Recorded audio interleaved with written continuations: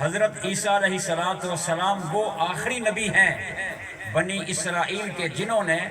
حضور رحمت للعالمین صلی اللہ علیہ وسلم کی آمد کی بشارت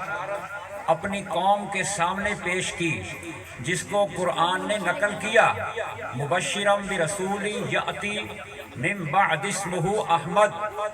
عیسیٰ علیہ السلام بشارت دے رہے ہیں کہ میرے بعد ایک رسول آئے گا،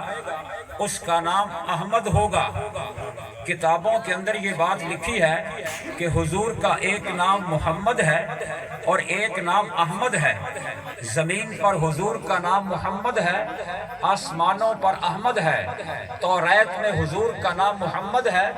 انجیل میں حضور کا نام احمد ہے۔ آپ حامد بھی ہیں،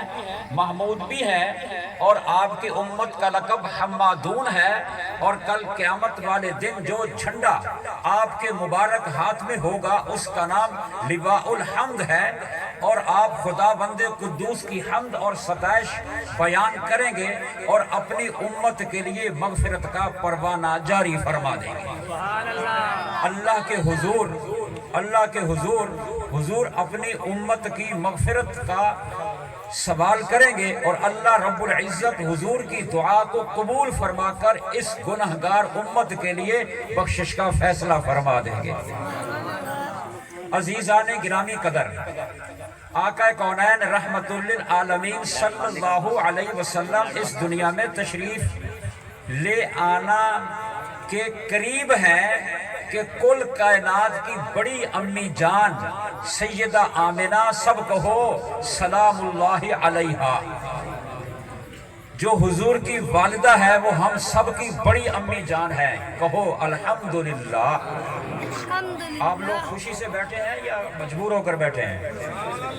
میرا بیان آپ کو یقیناً پسند نہیں آئے گا، کیوں؟ مجھے سریں نہیں آتی، مجھے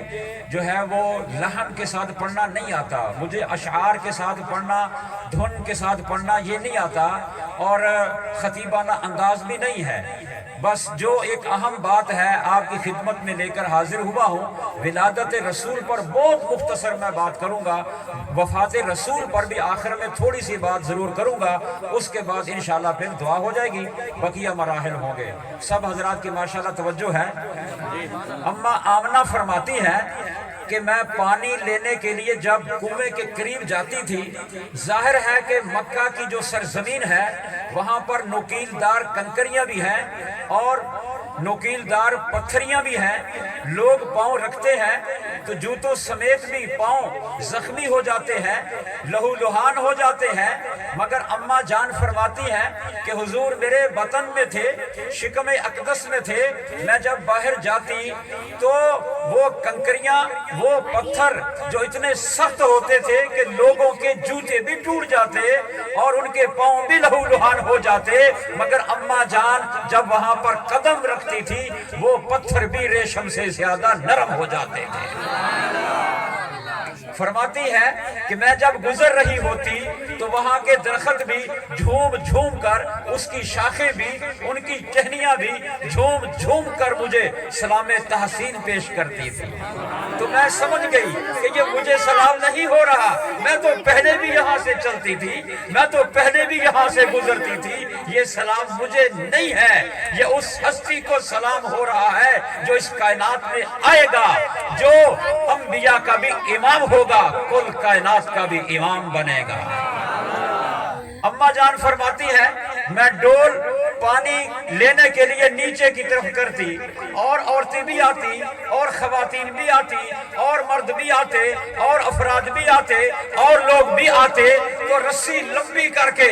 ڈول کو کنویں کے نیچے پھینک دیتے، تب کہیں پانی زور لگا کر باہر نکالتے، لیکن میں جو ہی ڈول کو کنویں کے قریب کرتی تو کنویں کا کئی فٹ نیچے جو پانی ہے وہ خود ہی اچھل کر کنویں کی منیر کے قریب آ جاتا ہے۔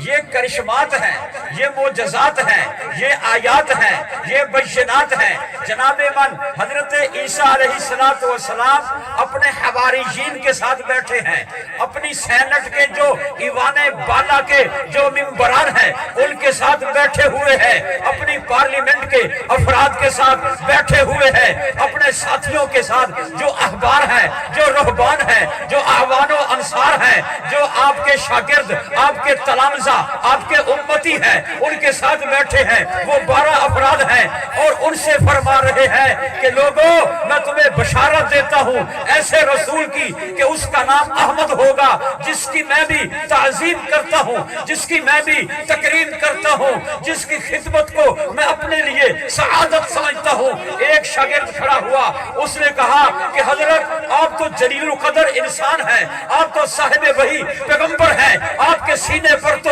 انجیل اتری ہے، آپ کے سینے پر تو خدا کا کلام اترا ہے، آپ تو عظیم ہستی ہیں، آپ اس کائنات کے، اس روئے زمین کے سب سے بڑے آدمی ہیں۔ آخر یہ کیا وجہ ہے کہ آپ کسی اور بندے کی، کسی اور شخصیت کی، کسی اور فرد کی اتنی تکریم کرتے ہیں، اتنی تعظیم کر رہے ہیں؟ وہ کون سی ہستی ہے؟ عزیزان گرامی قدر، جب کوئی شاگرد موجود ہو تو وہ اپنے استاد سے بڑھ کر کسی کو نہیں سمجھتا، اگر مریدین کا مجمع ہو وہ اپنے مرشد سے بڑھ کر کسی کو نہیں سمجھتا، اولاد موجود ہو باپ سے بڑھ کر کسی کو نہیں سمجھتا، کارکن موجود ہو وہ لیڈر سے بڑھ کر کسی کو نہیں سمجھتا، یہ تو امتی ہے اپنے نبی سے بڑھ کر کسی کو نہیں سمجھتا۔ اس لیے حضرت عیسیٰ کی خدمت میں کہا کہ حضرت آپ سے بڑھ کر کون عظیم ہو سکتا ہے، آپ سے بڑھ کر کون صاحب تقدیس ہو سکتا ہے، صاحب تطہیر ہو سکتا ہے، صاحب تکریم ہو سکتا ہے، افسر ہو سکتا ہے، عرفہ ہو سکتا ہے،